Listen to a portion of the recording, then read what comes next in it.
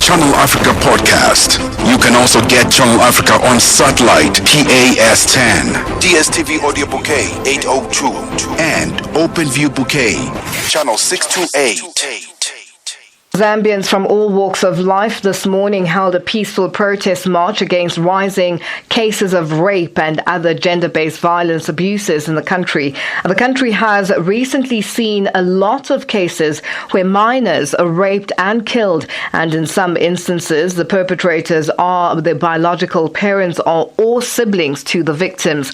Rape cases amongst women have equally increased, according to reports recorded by the police. The protest in Lusaka is being spearheaded by the Council of Non-Governmental and Non-Gender Organizations in the country.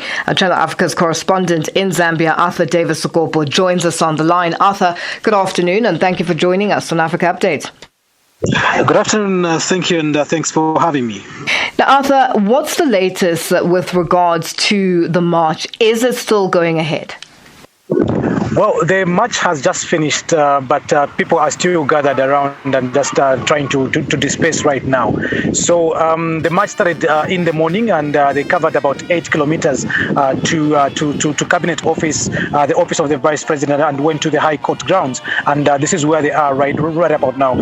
So the march basically is, just as you have rightly put it, a protest against GBV cases in the country, mostly being perpetrated by men on the girl child and, of course, women in the country. So the march has been going on from morning. And the Vice President I just finished talking to the protesters right now, and she has just recently left.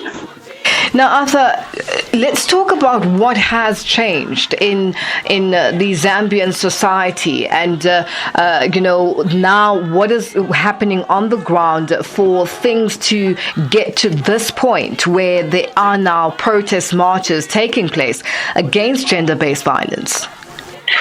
Well, the cases have been seeming to be increasing in the country, and some of the cases, they're very critical and quite shocking around in the country.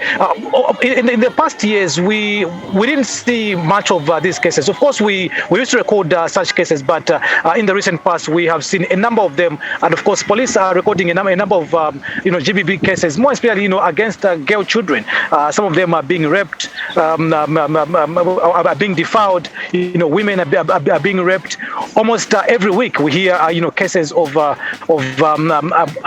these kind of abuses. And interestingly, the boy child also is not being spared in this particular type of abuse. Boy children are being sodomized. Even in the police have recorded some of these cases in schools where boys are being sodomized by sometimes their fellow boys, but sometimes big men around those areas. So it seems the trend has been increasing in the past I think a year or so. So that is what prompted these people from all walks of life being guided by the NGOCC or non-governmental coordinating council to have this particular protest march, which encompassed a number of people, including the church and just other civil society organizations, and student movements or student unions were also part of this particular march.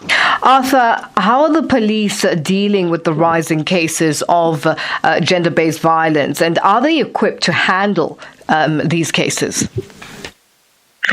Well, the first thing that the police will do is to arrest these perpetrators of GBV. And when they are arrested, unfortunately, some of the cases are bailable or are bondable. So when one has been arrested in this particular case, they can get bail or they can get a bond and then go back into society. And this is one thing that these protesters have been preaching against, or have been protesting against, that the police should not be releasing these people. The law should be changed so that they are not going back again in the society where they are suspected to have done wrong, or they have actually, done this particular wrong of GBV. And other issue is that women that are abused in their homes by their husbands, or by those that are breadwinners in their homes, they tend to withdraw these cases when they go to the police, and the police will have nothing to say or have nothing to do, because this person has chosen to withdraw this particular case. So those are some of the intricacies that the police find themselves in. But of course, the police are doing their best in terms of arresting these perpetrators. But when it comes to the law allows them to be taken back into society through bond or through bail. So this is where the challenge is, and this is why the concern is that when this particular person who is involved in this is taken back to society, they can again do the same thing. Now, Arthur, going back to, you touched on it a little bit with regards to, government and the laws and policy in the country. What is government's response with regards to such protests, for instance, and the increase in gender-based violence cases? And what are they saying with regards to some of the laws being amended to deal with the crisis? So just about last week, the Justice Minister was in Parliament and gave a ministerial statement concerning the rise of these GBV cases in the country. And she acknowledged that, yes, the laws somewhat are weak and called for enforcement of some of these weak laws. And she was even here this morning and in the company of the Vice President. And even when the petition was presented to the Vice President by the protesters, so even the Vice President acknowledged that, yes, the laws have to be revisited, and it is up to organizations such as the NGOCC and others to push members of Parliament. And she also the Vice President also affirmed that a government is doing everything possible to see to it that some of these laws are amended so that stiffer punishment is meted against those that are involved in these particular cases. Today, some of the cases will just maybe attract maybe like 5 years, then the person is released from prison. But of course, we note of other cases such as when it is maybe a minor below 12 years that has been defiled by their maybe biological or parents or something like that.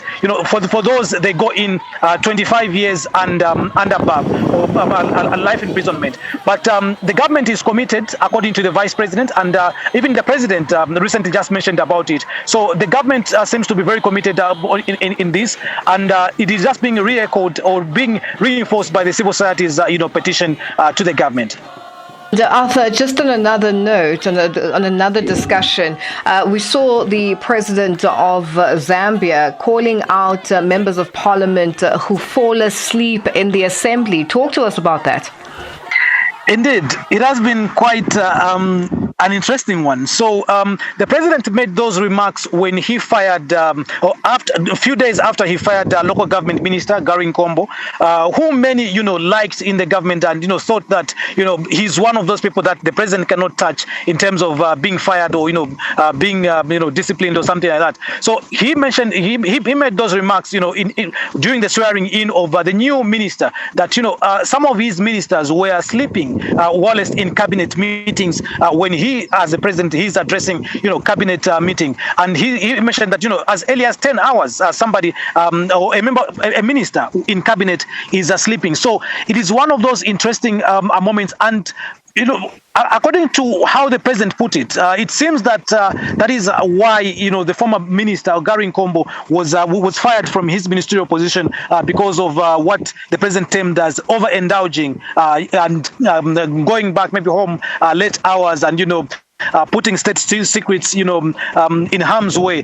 So that is the statement from the president, and people have reacted to it. Others, of course, making a joke out of it, but others have called on the president to act in terms of firing all those ministers who are sleeping whilst he is addressing them, because they show lack of seriousness. Well, Arthur, we'll leave it there for today. Thank you for joining us on Africa Update. Thank you so much, and have a good day.